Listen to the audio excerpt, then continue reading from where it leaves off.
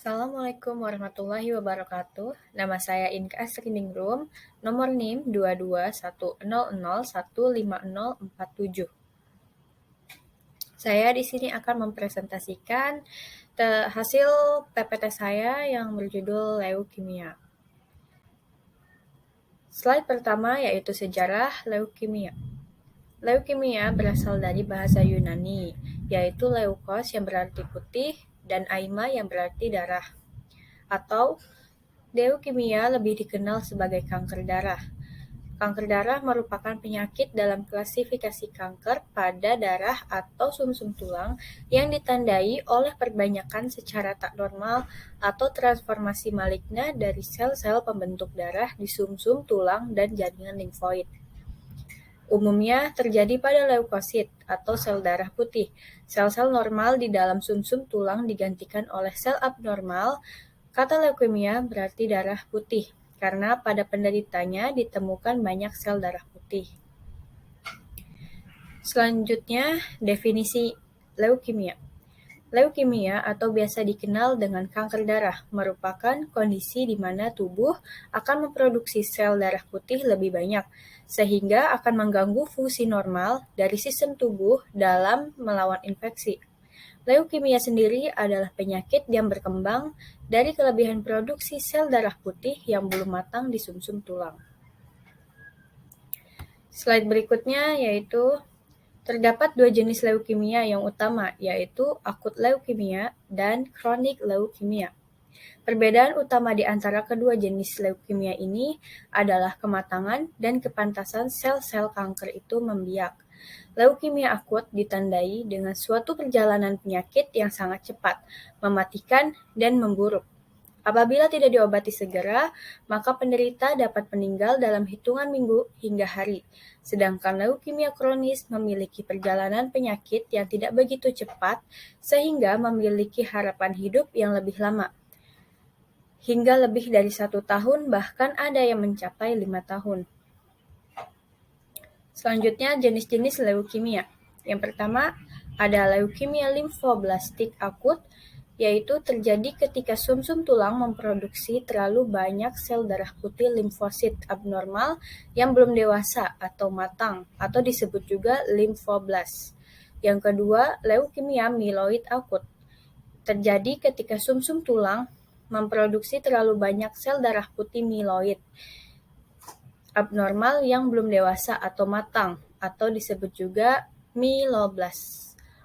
Yang ketiga ada leukemia limfositik kronis, yaitu sel kanker yang melibatkan sel limfosit yang sudah dewasa atau matang. Yang keempat ada leukemia mieloid kronis, sel kanker yang melibatkan sel mieloid yang sudah matang. Jenis-jenis leukemia berikutnya yaitu ada leukemia sel rambut pada sumsum tulang yang membuat terlalu banyak limfosit B abnormal dan tidak berfungsi dengan baik.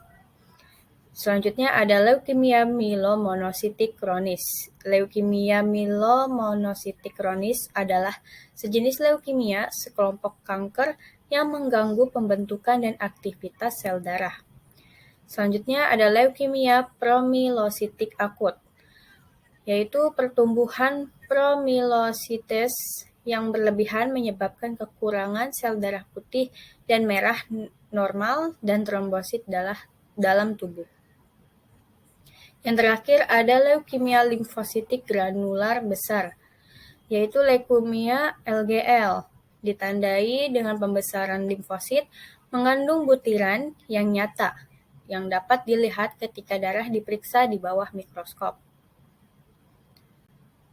Slide selanjutnya di sini ada gambar-gambar yang menerangkan tentang jenis-jenis leukemia dan darah normal. Baik, selanjutnya ada penyebab terjadinya leukemia. Sampai saat ini penyebab terjadinya hal tersebut belum diketahui. Namun, secara umum, penyebab leukemia adalah perubahan atau mutasi DNA pada sel darah atau kelainan sel darah putih lainnya. Kelainan ini menyebabkan sel darah tumbuh secara abnormal dan tidak terkendali. Sel abnormal ini akan tetap hidup dan berkembang ketika sel yang normal justru akan mati. Slide selanjutnya, gejala dan tanda leukemia. Secara umum, tanda-tanda atau gejala terjadinya penyakit ini yaitu demam, menggigil, atau berkeringat yang berlebihan pada malam hari. Selanjutnya, kelelahan dan terasa lemah, sakit kepala, sering infeksi atau mengalami infeksi yang parah, terus penurunan berat badan drastis yang tidak dapat dijelaskan, kemudian mudah berdarah atau memar, mimisan yang berulang, bintik-bintik merah kecil di kulit, nyeri tulang atau sendi, kulit pucat, dan pembengkakan kelenjar getah bening di leher, ketiak, selangkangan, atau perut. Selanjutnya ada faktor risiko leukemia. Faktor-faktornya yaitu pernah menjalani pengobatan kanker seperti kemoterapi atau terapi radiasi. Terus kelainan genetik tertentu seperti Down syndrome. Kemudian pernah terpapar bahan kimia tertentu seperti benzen. Terus kebiasaan merokok, riwayat keluarga dengan penyakit leukemia. Kemudian penambahan usia dan jenis kelamin pria lebih beresiko terkena leukemia dibandingkan wanita. Dan yang terakhir itu ada kelainan darah.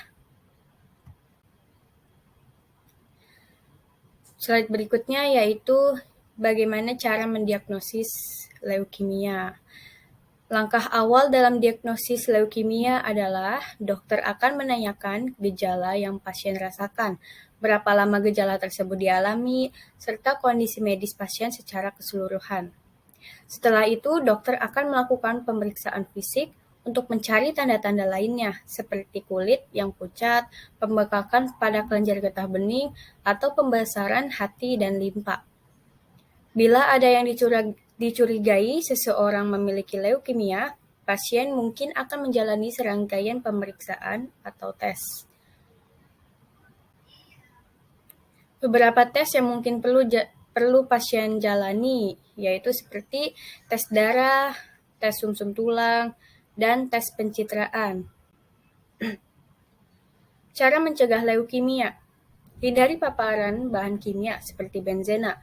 Hindari radiasi X yang tidak perlu. Hindari rokok atau berhenti merokok. Segera periksa ke dokter bila merasakan perubahan atau gejala tertentu pada tubuh. Jaga berat badan ideal dan mengonsumsi makanan bergizi dan seimbang. Jenis pengobatan leukemia.